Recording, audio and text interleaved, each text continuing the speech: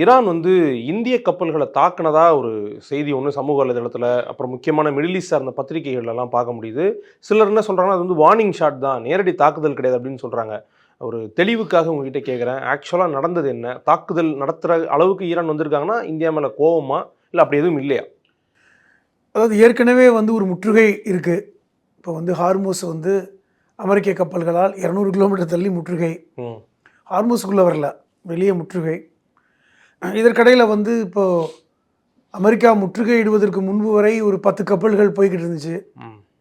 இப்போ அதுவும் இல்லாம இன்னைக்கு எந்த கப்பலும் போறதில்ல, வரதில்ல.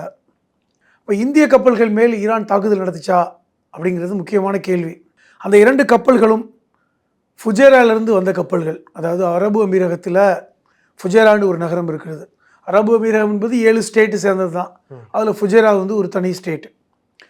அது வந்து கிட்டத்தட்ட ஒமானுடைய வளைகுடாவில் தான் இருக்கிறது. ஈரானுக்கு அருகில் இருக்கின்ற ஒரு மாநிலம்.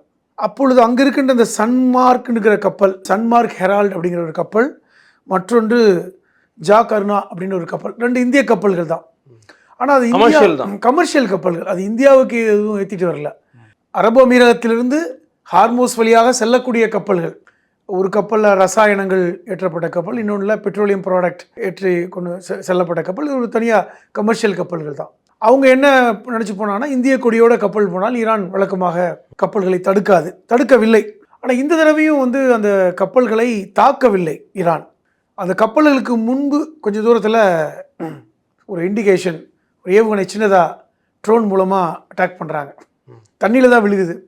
உடனே அந்த கப்பல் கேப்டன் வந்து அந்த ஹார்மோஸ் துறைமுகத்துடைய அந்த கண்ட்ரோல் ரூமுக்கு கேட்டால் எடுக்கிறார்.